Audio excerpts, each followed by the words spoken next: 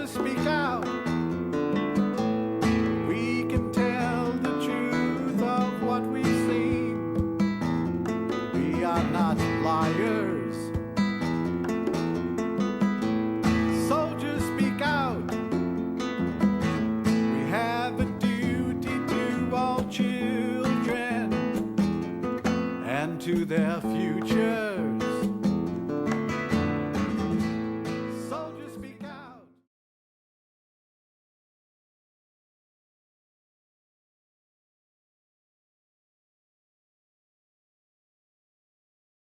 Welcome to the Veterans Hour, brought to you by Veterans for Peace, Rachel Corey chapter. And today we have in the studio our usual host, Dennis Mills, who is not a host today, but a guest and a talent, and Aaron Myracle and Richard Capron. And in November 2008, Coffee Strong opened to provide the military community with links to non-governmental resources such as GI rights assistance, counseling, mental health treatment. For its first 4 years, Coffee Strong was operated as an anti-war coffee house and resource center in the model of Vietnam-era GI coffee houses. They supported thousands of service members, veterans, and families at Coffee Strong by providing a safe place for community to gather and share their experiences and connect people with the resources. In April 2013, Coffee Strong expanded to a new location and became a military and veterans rights center with a focus on providing services, advocacy, and organizing for the military community. In the new expanded location, we now focus on providing GI rights counseling, discharge, upgrade counseling, and disability claims assistance, and legal clinic at Coffee Strong. Those are actually the four main areas that each of us become involved in, Zahid. So I would really like to know one by one. Dennis, how do you got started, and what is your passion, and why it is so close to your heart? Well, way back in 2008, I heard about starting a GI coffee house, and that took me back to the days of when I was in the service at then Fort Lewis, 1966-69. And there was a GI coffee house, which was an anti-war coffee house for basically GIs, and then it was called the Shelter Half. And of course we were told it's off limits, which was like, welcome, and so can I get a pass so I can go visit my mom? My mom was Shelter Half. And so that was very dear to me when I heard that today's veterans who attended Evergreen State College were talking about starting a coffee house. And they started one and they called it Coffee Strong. For those of you that may not know, it's really a fun play on words because we used to be called Army Strong, right guys? Yeah, Army Strong. So we called it Coffee Strong. And we set up there, basically, we had to train baristas to serve coffee, but the whole purpose was to provide a safe place where GIs could come in. And I started volunteering there. I worked on the board until we started doing veterans benefit counseling, and then that became very demanding. So today I still am very much an active part of this voluntary effort. We're all volunteers, Zahid, there. But I do the veterans benefits along with Mark Fleming. We're two of the 7 independently accredited VA claims agents, and so we provide that very needed service there. But there are other important services, and we could ask them a little bit what they do. So, Aaron Myracle, how did you got involved with Coffee Strong? Well, actually in 2008 when Coffee Strong was starting up, I was in Iraq. So I obviously was not at all part of the early years of Coffee Strong. I came along later through my involvement with Iraq Veterans Against the War, and also as a student of social work, I was offered a social work internship at Coffee Strong. So I became involved in the work there. And the things that I'm doing now primarily center on discharge upgrades, veterans who've received other than honorable discharges for a variety of reasons, I helped them petition through a couple of different avenues to get those discharge upgraded, largely to reinstate benefits and also just as a matter of justice, because often these discharges were punitive and politically or socially motivated as a form of punishment that was really unrelated to any misconduct. And the other half of what I'm doing now is a counter-recruitment program that is just beginning, that is largely focused on going and working with youth in schools, partnering with them and empowering them to do their own counter-recruitment work, to make their campuses military-free zones that are safe for learning and safe for growth without that presence. Wonderful, thank you. And Richard Capron, how do you got started with Coffee Strong?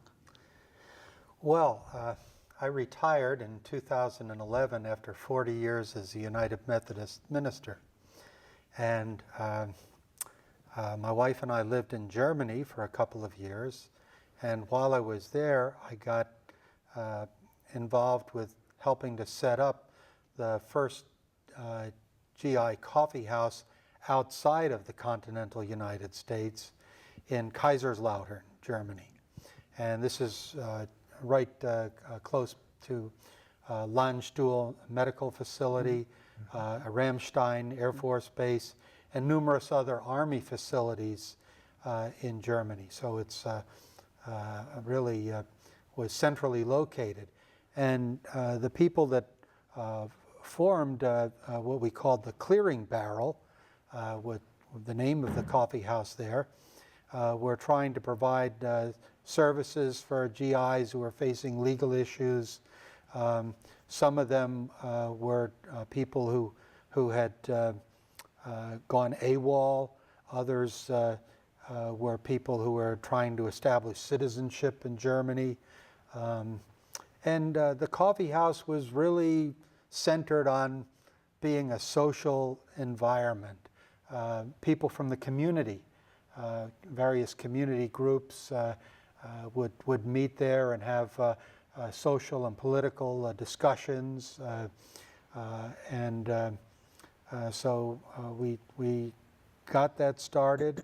And then when when my wife and I came back to the United States, almost 2 years ago, it was my good fortune to end up right nearby Fort Lewis, and I was able to jump right into the one of the 2 remaining coffee houses in the United States at the time, Coffee Strong, and Under the Hood was the other, and that was down near Fort Hood, Texas. And so I just sort of hit the ground running and got involved, just volunteering, and became soon after a member of the board of directors. And since then, as we've transitioned to an all-volunteer organization, I'm there just about every day, trying to make sure that we keep everything moving along, and the bills are paid, and you know, all the basic needs are being taken care of, so that these guys who have experience in the military can relate to and provide service to active duty and veteran community that's extensive in this region. So Richard, the name in Germany, you said Clearing Barrel. Is there a significance to that, why that name was chosen? Would you? Yes, as I'm told, the Clearing Barrel is when you come back from being on patrol, for example, you have to account for the ammunition and you have to empty your barrel. And you do it in this location, and the location where you empty your weapon is the Clearing Barrel. And so we took that as a sign of hope for a more peaceful world, when the whole world would empty its clearing, you know, would empty its ammunition in the Clearing Barrel.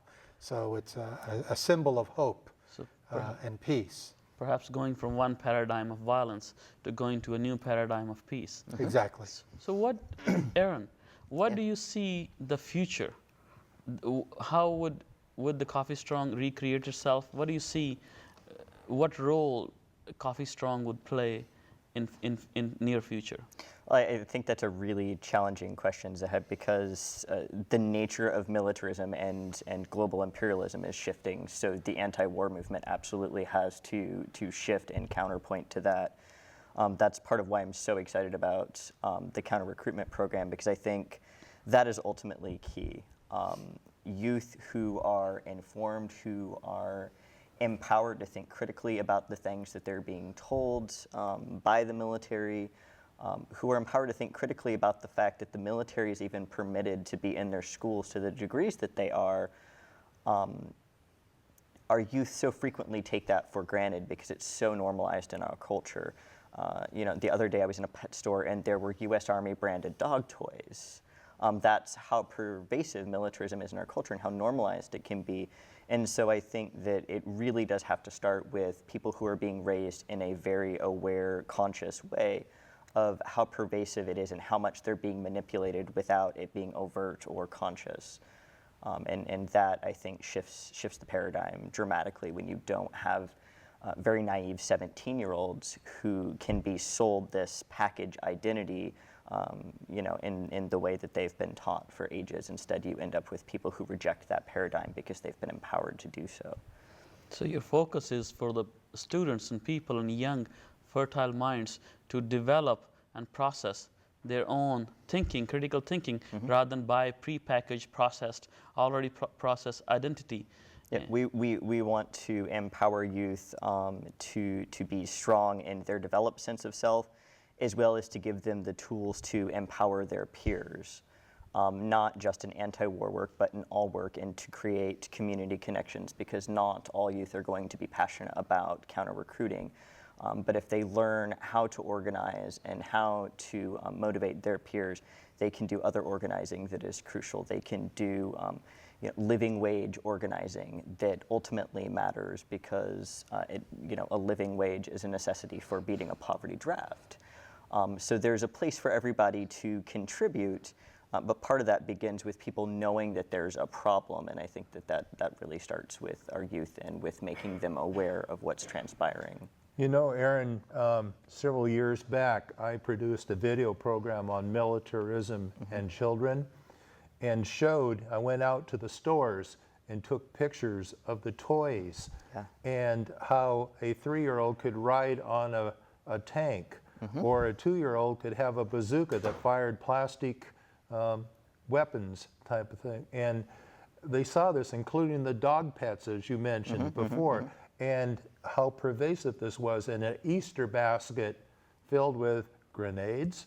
You know, I mean, it was sort of like a wide open area, and this was near the Easter time that I was producing this to show this is what your kids are seeing all the time, and now you are seeing this with not only high school, but I know they're in the middle schools and elementary schools now. They have the junior ROTC, and they, if they can't afford an athletic program, you have a very buff drill sergeant ready to volunteer. In Washington State, for example, we have the Washington National Guard, both Army and Air, run the Youth Challenge Academy, which is a program. It essentially accomplishes a lot of the same goals as Job Corps. It helps at-risk students obtain a GED, gain job skills, and hopefully obtain employment, but it's run by the National Guard, by members of the National Guard. It's a military program that's minimized, but ultimately a significant portion of people, the reason that they become employed is because they go on to join the National Guard, and that is qualified as their employment.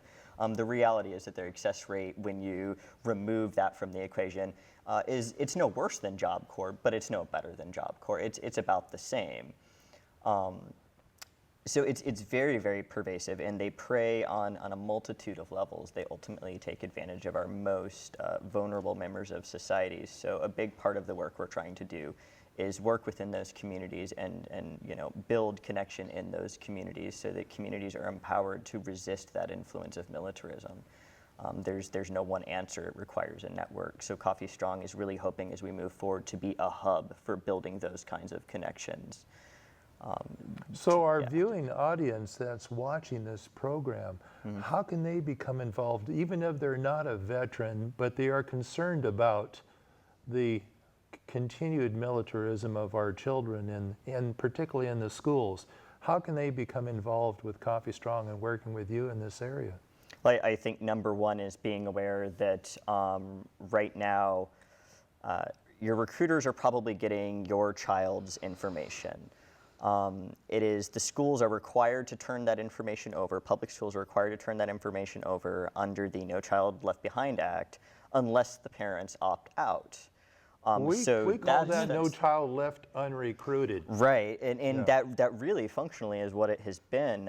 It allowed unprecedented access to our campus. To and who? It required. I mean, audience will be really baffled and puzzled that a child's personal information is available to anybody who wants it? Well, no, it's not available to anybody who wants it. It's specifically available to recruiters. The No Child Left Behind Act requires schools to return that information over to recruiters at recruiter's request, unless parents have specifically opted those children out by name with a signed form. And it doesn't have to be a special form. You can actually make up your own form. And there are forms available on the internet, and certainly Coffee Strong will happily provide you with a form if you would like one, to opt your child out of having their information given to a recruiter. They also know what times in the year, if you read the recruiting manuals, they follow the cycles. They target people who don't score well in SATs. They target schools that have a high rate of use of free and reduced lunch, because they're going after people who are likely to not have many economic options available for them after high school. Well, and sometimes the video games that they're playing, it's interesting, like kids are really attracted to some of these video games, but as they get very good at it, their information is fed right back to the recruiters, and so they become victimized through just the games that they play. Well, and it's frightening now where we have this highly technological military, where we have drone pilots, and we have a generation of potentially recruitable youth that are within the window that they consider their targets, who've grown up with video games are extremely normalized. They are highly technologically adapted people, because it's always been part of their reality. Who are being recruited as drone pilots, because it really does on the surface sound wonderful.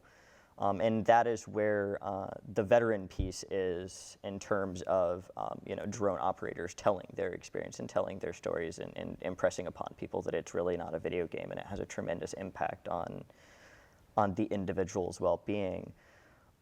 So that's a military piece of it. In terms of what the average person can do to support Coffee Strong's work, obviously one is donate.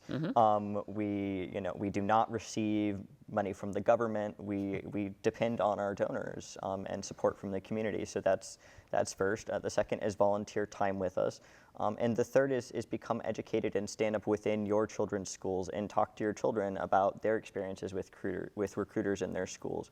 Find out how often are recruiters there. You might actually be really astonished to hear that there was a recruiter every single day in your child's cafeteria trying to entice them to join the U.S. military. Not just a special room, but the cafeteria where people go because they're going to eat lunch. You have to walk past these recruiters to eat. Many schools have rules that require you to eat lunch in the cafeteria. And when the recruiter set out right outside of the cafeteria, students have no choice but to be subjected to recruiting pitches. So what are we are talking about middle school? We're talking about high school?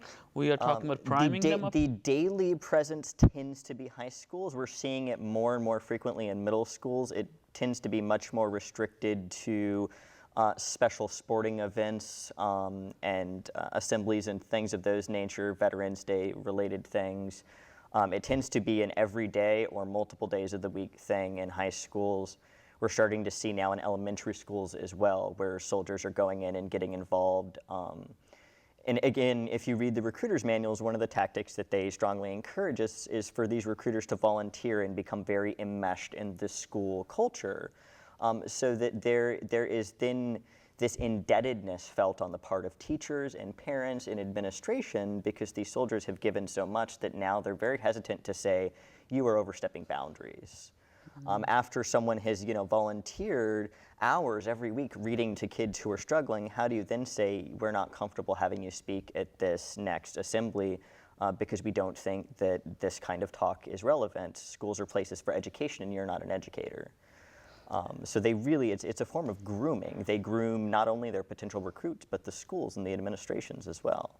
Thank you, Aaron. Yeah. Richard, how can the community support Coffee Strong, or how can we create a new paradigm that, create an alternative that we would like to live in? Yeah, well, it's very important to understand that there's a big gap between fantasy and reality when it comes to the military.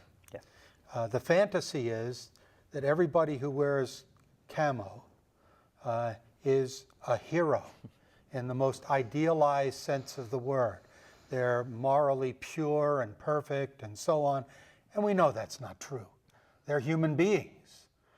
Some are very good human beings doing extraordinary things. Others have problems, and Dennis frequently ends up working with people who've had problems, even, have been vulnerable to problems. For example, many times people decide they want to serve their country, and they'll do this through joining the military, and it's a good and noble thing. And then they find out that the reality is that in the armed forces, your primary responsibility is to follow orders. To follow orders. Without thinking. And, they don't want you to think about them. What happens if the orders are illegal? Well, that's one of the ways we get involved sometimes, is trying to support people who are wrestling with, I've been asked to do something, but it doesn't sound right, or it seems morally objectionable to me, and there are recourses that people have to, challenge the chain of command. Many soldiers, for example, have never heard of Article 138. Well, why haven't they heard of Article 138? The Article 138 is a complaint against the chain of command, primarily against your commanding officer. Well, the Army isn't about to tell you about this when you sign up, because, what's the likelihood that some soldier is going to be asked to do something, doesn't like it, and he's going to file a complaint. That Article 138, once it's filed, remains in the commanding officer's jacket, even if the complaint is resolved, so that it becomes sort of like a mark, a demerit. Permanent ink. It's in his, how you used to be in school, it's in your permanent record. Well, so they want to avoid that. So they're not going to tell people that they could, file an Article 138 if they're being asked to do something that's questionable. That's part of this GI rights information that you become involved in, and Aaron has as well. Yeah, and so, what I was getting at was the fantasy is that wonderful things happen when you join the Army or the Marines or whatever. You're, defending freedom and so on and so forth. And there are indeed maybe occasions when you're doing that. We tend to be somewhat critical of that, but there may be instances where that's happening. Typically, we believe that you're serving the interests of people who are the heads of large corporations and their shareholders and so on. As General Smedley Butler once said, that he's a hitman for, well, he would call, nowadays he call it the military-industrial complex. But, he was a hitman for capitalism. And so, people become disillusioned once they join, and then they realize, oh my gosh, what have I gotten into? They go to a place like Afghanistan, and there's no front in the recent wars in which the United States has been involved. The front is 360 degrees around you. So you have to be hyper vigilant 24 hours, 7 days a week during your entire deployment, because you never know who the enemy is and who your friends are. You know, the blue on green violence that takes place downrange in deployments is, you know, where the so-called national armies actually are infiltrated by enemy personnel. And, you know, you're out sitting on patrol, and all of a sudden somebody that you thought was on your side is, you know, shooting at you. Richard, can you clarify for our audience, please, what is blue on green? Well, that's what I'm saying. It's when, you know, people who are supposed to be, yeah, so the green is American personnel. The blue would be the national armies. And it's backwards, but yes, same. It's backwards, yeah. Right, okay. You know, so the enemy is, and that's why there's such a high level of post-traumatic stress disorder. This is one of the reasons I got involved in this, because I worked as a psychotherapist for much of my ministry, and I would see cases of trauma, people who are just, you know, when you live in a context where you're constantly hyper-vigilant, where at any moment, you know, your vulnerability may be exposed, and people may be shooting at you, you know, you don't get respite. It's not like in the old days, World War I, as dreadful as that was, you'd go up to the front for a few weeks and then you'd come back, you know, for a brief period of R&R. Similarly, in World War II or other conflicts, you know, you were in action and then you had respite. There's no respite, and there are multiple deployments. So we're already sending damaged people back on their third and fourth and fifth deployments. You mean they don't have a right to heal? Not at all, you know, and because you know, the chain of command is generally concerned with having the right numbers and not looking out for the interests of the individuals involved. And it's a career thing. Often GIs are sort of self-screening. They don't want to admit that they're having you know, flashbacks and night sweats and you know, all sorts of anxiety and problems, because that'll really put a nail in the coffin of their career. And so they hide and mask the symptoms, and that only makes it worse. They need to be able to talk about it, and you know, they're not getting the chance to heal. So we want to deal with this issue of fantasy and reality, and tell the truth about what's happening to our military personnel, that they're human beings and they deserve to be cared for in a humane way, and the moral conflicts and you know, trauma that they're experiencing needs to be processed in a creative way. We're not telling people, don't ever join the Army.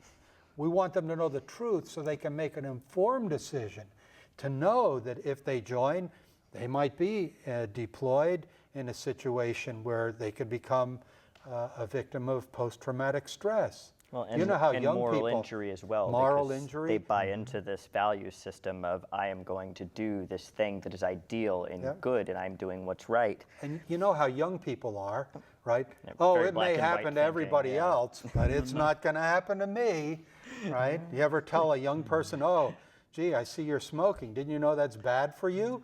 And they say, oh, well, Yeah, but it that kills might me when happen I'm to old." everybody. Yeah, that might happen to everybody else, but it won't happen to me.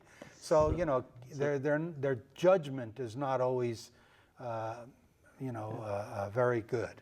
And so we're trying to help them know the truth and make informed decisions about their lives. And we're trying to help parents know the truth and make informed decisions about their lives. Dennis? Richard, one of the most exciting triumphs that I saw recently was when a soldier who kept coming in and coming in and coming in, Coffee Strong helped that soldier get conscientious objector status, and he's now out of the service. Do you want to tell that story? Because that was sort of exciting. I was used to seeing Philip all the time when I would show up. Yeah. He'd be there having free coffee from Coffee Strong, but he had issues of moral conscience. Yeah, he'd been deployed, and he saw what war was really all about, and he didn't want to have anything to do with that anymore. Well, the Army doesn't make it easy on you once you've already joined to suddenly declare yourself as a conscientious objector. It's a long process. He was, well over a year, I'd say 15, 18 months. Pretty close. In the process of trying to get the Army to acknowledge that he'd come out as a conscientious objector. But we provided support for him during that process. It was his process. We never took charge of it. It was something that he made every decision, and we were there to support him and to keep his hopes alive and so on, because he'd get very discouraged, as you might well imagine, after a year or so of hearing nothing and just being threatened. Yeah, being intimidated, threatened, whatever, being called names. I can't say them on, but there We have kids rather, in the audience. We have young there are minds. rather colorful family. names that they call soldiers who, want to leave the service. So they How make it- dare they refuse to kill? Yeah, how dare they? And what's interesting about this gentleman's background is many people, when they think of conscientious objection, think of a Christian background, and this wasn't He his was a background. Buddhist. He was a Buddhist. yeah. Yes. Yeah, and so Coffee Strong worked with him. I know we helped write letters to command and said, hey, we'll be out there even vigilant or whatever the case might be, so that they respond. Yeah, I kept the pressure on. We can do collectively what one soldier can't. So earlier, Richard, you brought in two very interesting points. One was General Smedley Butler. He wrote a book, War is a Racket. As a racket.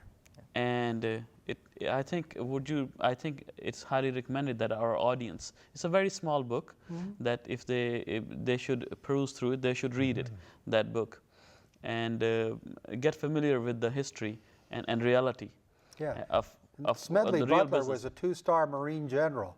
He was no wimpy guy. Yes. yes. He fought in Central America and it was like later on he realized that he was basically a hitman. And then he became a very, very passionate voice for peace Yes. and a constitution and laws and all the other things. And then unexpectedly, while he was getting care in a government hospital, he died. Yeah. So that is very interesting. Second point you brought up was that PTS, I would rather call it what it is, PTS, not PTSD. It's a post-traumatic stress. It's not a disorder. It's our body's way of, coping with it in reasonable or unreasonable fashion. Ways, you said you were a psychotherapist also. Yes. And we have read about some examples that in Army, the people who are providing the mental health services, even though they're providing the services to the soldier and they hear their stories, and then it is affecting them very, very, very deeper level. So one aspect is that relationship. And the second aspect is when a soldier, a service member, a Marine, an airman or woman goes through those traumatic events, it affects not only their soldier, but their family members and loved ones for the rest of their lives. Is that how it That's is? accurate. Yeah. And I know there's, it's a controversial, whether you call it post-traumatic stress or post-traumatic stress disorder. I call it the latter because I think the brain actually does get disordered, and it's a chronic condition after that. It's not something that will just pass away on its own. It stays with you for the rest of your life. You can learn through therapy and support and so on how to manage that problem, and your life can be better. But there's no medicine for it. There's no cure-all. basically going to have to learn how to cope with that. I wish the Over VA the long pharmacist would follow that guideline that there's. Well, now, I will say that the medications often can help mitigate some of the symptoms, some of the depression, some of the anxiety, can help with sleep, because sleep is a big problem if you have PTSD. And of course, that only makes you, more anxious and depressed and so on. Because It's the side effects. I mean, side effects are so terrible. Side of effects. these medicines. They will control, one or two condition. And Remember a couple Fridays back when I came out and I was almost screaming, where the guy had shown me his list of 27 meds, and I said 27, and I counted them because I thought he was really stretching it a little bit. And I read it, and sort of some of those meds were to counteract what was being prescribed, and none of the people were talking with each other. And I thought, well, 27, you could take a handful and not need breakfast because you just ingested it. It's not supposed to work that way. They're supposed to be able to, with the computerized files that they have, to be able to see all that. But often it doesn't happen.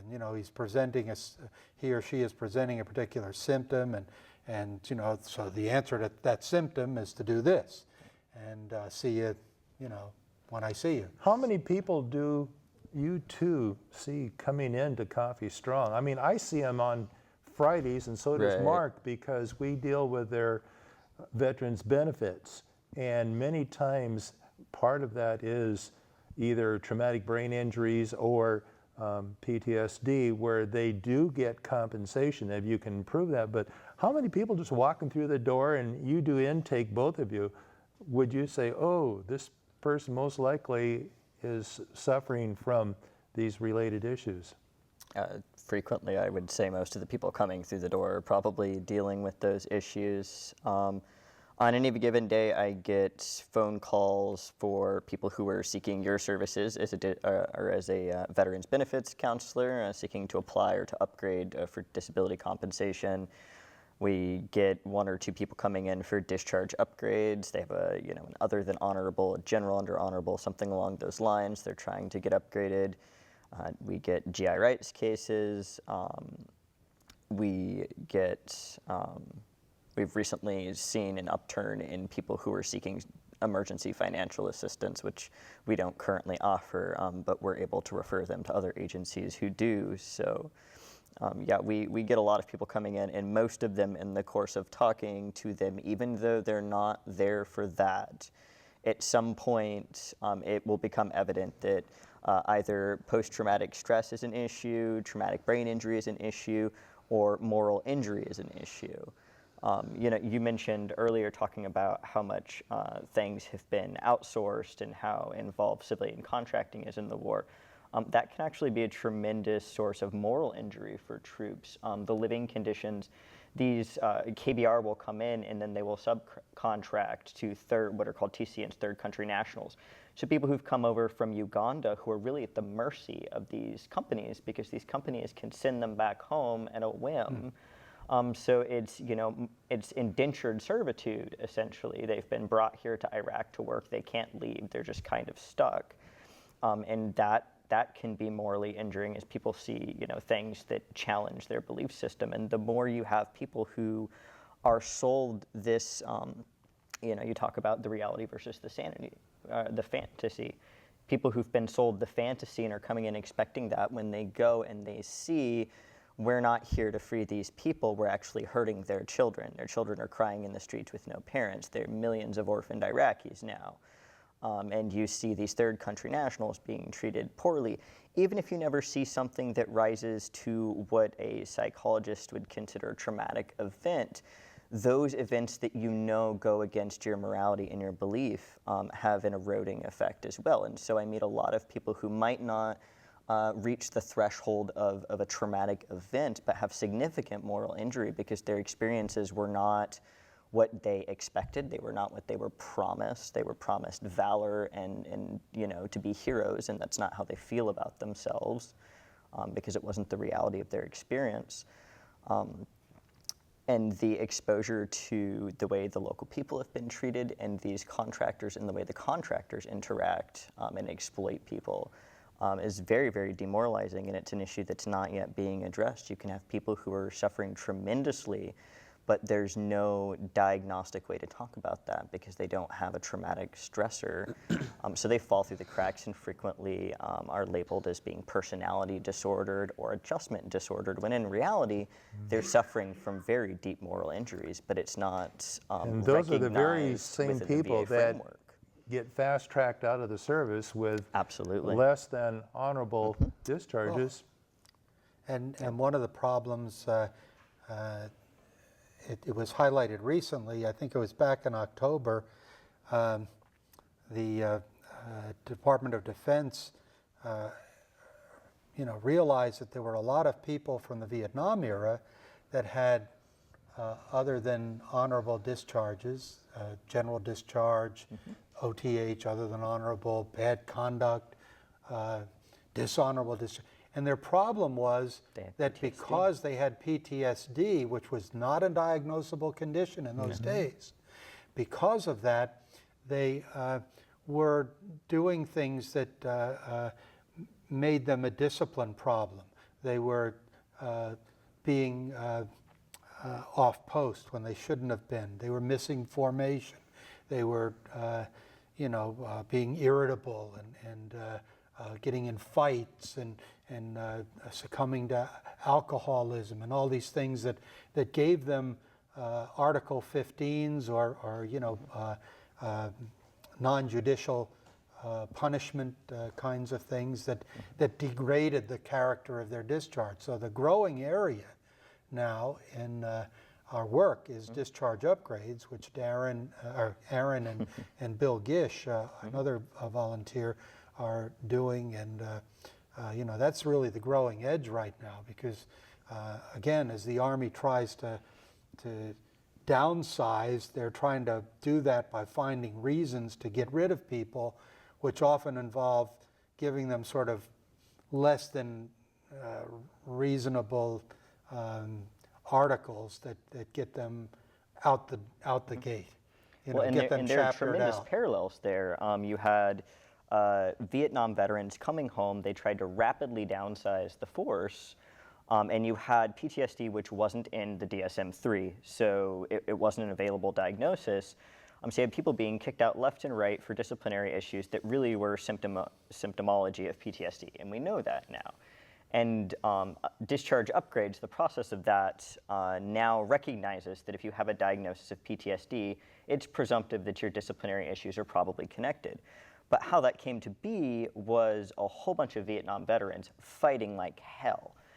Vietnam Veterans Against the War and DAV fought like hell to get that changed. And so what Coffee Strong is doing, and our hope, is that we can continue to push that envelope into the moral injury arena, continue to push until, ultimately what we would love to see is an era where status of discharge doesn't determine your access to medical care for service-related injuries. Well, and that is the problem too, because from the benefit side, we say, well, there's the treatment side. We send people off to American Lake VA Hospital, but they generally want to see a good papers on their discharge, or it's a case-by-case basis. If it's not, whether they will get treatment, but then when they want to see Mark and myself to help them with benefits for compensation, their discharge has to be upgraded before and I've seen you're working with same vets that I'm working with sometimes, so that we can start working on this together, because it takes some time. And you're aware too that one of the things that we don't even talk about is this whole area of military sexual trauma for both women and males. 53% and then are that men. is something, it's more, you mentioned that because you were in military police, you're aware of the 53% of military sexual trauma survivors are actually men. So over half of the male people who served in a large armed part of that forces. is because the military is male dominated, obviously. So it's skewed towards men because there are just more of them. But there is this perception that military sexual trauma is something that only happens to women, so young men who are considering military service needn't worry about that. they're actually at significant risk as well. 53% of sexual trauma, military sexual trauma survivors are men, and women are at a tremendous rate. And as Dennis was starting to say, these non-honorable discharges, these general under honorable, these personality disorder administrative discharges, and those sorts of things are often used to silence people who report military sexual trauma. It's a way of, the squeaky wheel doesn't get the grease, the squeaky wheel just gets gone at a point in the military. We've been working with a client that's almost 3 years now that it's taken her to prove what had happened to her while she was in the service. And so now, with the possibility of upgrading her discharge, she can now receive not only medical benefits, which she was denied before, but compensation for some of the injuries that she's had. And one of the classifications that Mark and I have is the post-traumatic stress secondary to assault, that's one, or secondary to military sexual trauma. But one of those things is trying to get the information and the proof of that. So these are things that we're very aware of that happens at Coffee Strong. My question, starting with Dennis, is this: ethically, morally, socially, environmental impact of putting human labor, effort, and materials which are mined, processed into products which are blown up, destroyed, sunk, otherwise not available to humanity as a general. Whether we look at environmental impact of that, whether we look at a moral, social impact of that. So it affects us, it affects everybody on the face of the planet. Who is the biggest polluter, on the face of the planet? Okay, just one entity. Okay, it's a question to the audience. Please think about it. And so what is the broader message? I mean, we understand the human labor and materials and all those things goes into producing those things which will be blown up, destroyed, or sunk. And that is not sustainable. So starting from you, Dennis, what is the bigger message you would like to convey to the audience so that they can understand and relate that it is not only just a veterans method, or the people or the loved ones or the community at large which service those service members, but it is each and every, the moral dilemma, the moral imperative we all have that we must raise our consciousness on that. Well, as you know, this is the Veterans Hour, and it's part of Veterans for Peace, Chapter 109, the Rachel Corrie chapter, and that is teaching people the total cost of war. And the total cost of war is more than just the damaged equipment, the military vehicle that was destroyed, the weapons that were destroyed, but it is also the personnel that have injuries and lifelong injuries. And this becomes part of a total cost of war. When we provide benefits now, part of that is a statement for me. What motivates me is that I am helping basically our government to understand the total cost of war is taking care of each one of the veterans. And that is a costly affair. It can be up to $3,000 tax-free money for the rest of that person's life, depending on the nature of their injuries and the percentage of rating. So as a Veteran for Peace member, I'm saying we're here to say the total cost of war. And Mark and myself often say, well, the next time you want to start a war, talk with us and we'll help educate you as to what the total cost is. And that is dealing with humans and their families. I've been in countries, and you've been in Germany, where there was a case. I was in Croatia where, yes, the adults were affected by a nearby war, but I also found children in the school had secondary trauma. And we're seeing this with children at Fort Lewis and others that are affected by their parents' deployment and when they come home, or the struggles that they're having within that family unit. And that is very pervasive. Aaron? Yeah, so when I was in Baghdad in 2008 fighting a $1 trillion war, my best friend all the way through high school died of juvenile diabetes because she couldn't afford to buy insulin. Here in the United States? Here in the United States. But here, we spent here $1 in trillion. Washington State, we spent $1 trillion to go to war in a country that didn't have weapons of mass destruction, did not have anything to do with 9/11. But my friend died because she couldn't buy insulin. So we do not have any products and services which will restore human lives, the dignity of human lives.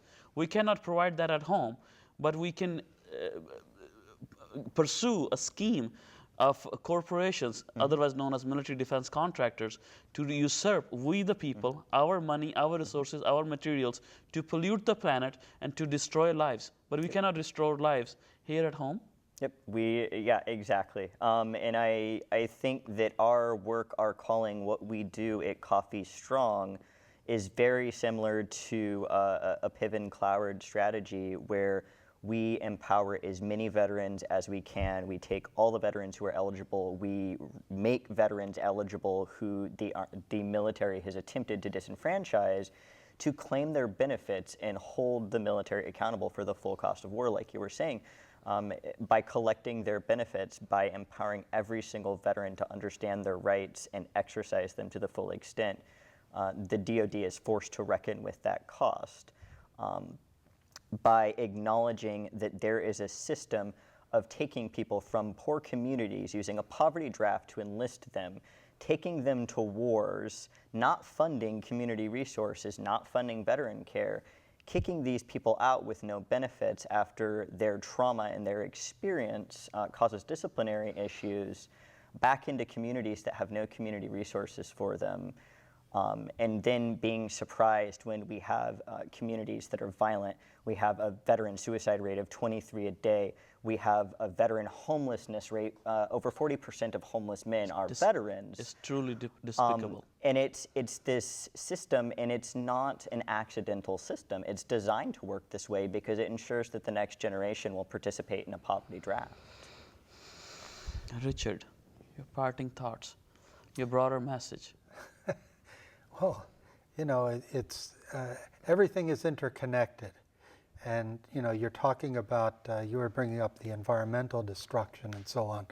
The largest consumer of fossil fuels in the world is the United States military. This is, you know, carbon extraction. It's warming the planet. It's you know, pushing us toward human extinction if we don't do something dramatic in the next few years, because by the time things really get bad, it's already too late.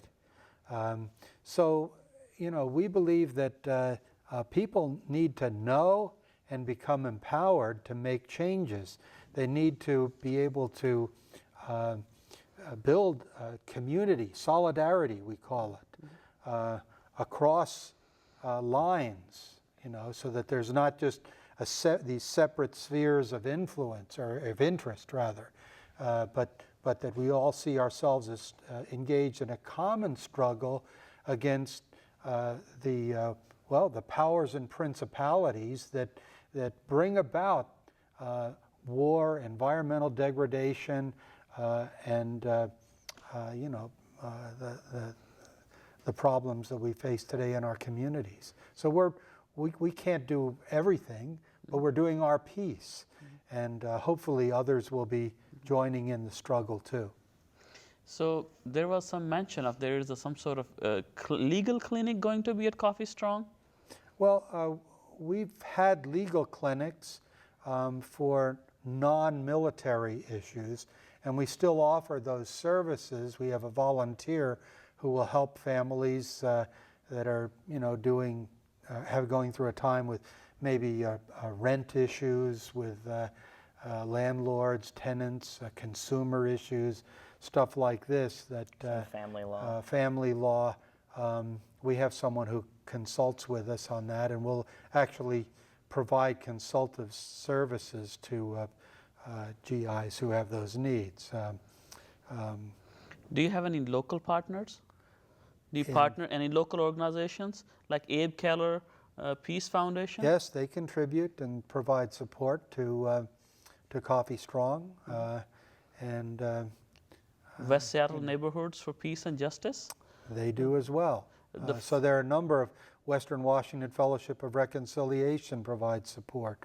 The Olympia Friends provide support. So there are a number of institutions, churches, community organizations. Again, they're in the same boat in many ways because they're volunteer organizations too. So it's not like the Gates Foundation or something, Sadly. is going to just give us money to do with, the things we want to do with it. And some of the training that we've received at Coffee Strong has been through the Military Law Task Force, where they flew one of the leading lawyers up to do some training. Yep. And that helped the staff, particularly with discharge upgrades. So we make, even though we're small in numbers, we have a great effect, a great ripple effect. Coffee Strong, I'm discovered as a brand name in a way. I mean, we're known around the world. At this point, we're the only one left in the country. And we're the only one left. So what happened to the under the hood? Well, they couldn't maintain their, they didn't have enough financial support. Before that, a different drummer at Fort Drum, dissolved. So we're it in the continental United States. And correct me if I'm wrong in my understanding. Isn't that Coffee Strong right now does not even have a paid staff, not even a paid office or secretary or even? No. So I mean, you do such a great work on a shoestring budget. What is how can, as Aaron said earlier, the community can donate or volunteer. Except those two avenues, how else community can raise consciousness and be there for the solidarity and support to create this better world of peace? Well, if someone is interested in joining with us in this effort, just call and or go online, coffeestrong.org, and there's a template they can fill out and let us know that they're interested in doing it. We'll find something for them to do. There are lots of ways to plug in. Lots of ways to plug in. One of the best things I would tell people is to listen. Oh, yes. Most of the veterans that we experience have never been heard. And it's something to come across a veteran, similar to myself. I served in 66 to 69. And I see other veterans, and they haven't talked to anyone since their time. And they have things to say, and they need to be heard. And our viewing audience can be of real benefit to be our partners away from Coffee Strong and just listening for them. And if they do happen to come by Coffee Strong, we'll give them a cup of coffee. Free coffee. So you used to have coffee before. Now you don't have coffee house as such. But if a person comes in, they'll get a glass of water and some coffee. Well, there is coffee. We still have a coffee pot. Okay. Dennis makes it twice as strong. That's as right. well. I tried to tell him because I was there before, and Coffee Strong is Coffee Strong. Yes. Yeah, your spoon will stand up in it if Dennis makes it. That's so good. It has been such a wonderful talk. It has been such a thing coming from the heart. Hope that it will raise the consciousness of our viewers and get them involved and plugged in and donation and calling and volunteering. And hopefully we can create a better world of peace that we want. And if our viewing audience knows of that veteran living next to them, yes, they can invite them to call Coffee Strong, and the number is on your screen now. And they can call, and Aaron or Richard or Bill or someone will be there and can take that information, and we can be in contact with them. So to create a better community, talk to your neighbors, talk to strangers, talk to any veterans you know. Tell other veterans about Coffee Strong. Let's create a world that we can all live in. Richard, Capron, Aaron, Myracle, Dennis Mills, and I'm your co-host, Zahid Chowdhury. Thank you very much for watching Veterans Hour, brought to you by our local chapter of Veterans for Peace, Rachel Corrie Chapter 109. Thank you so very much.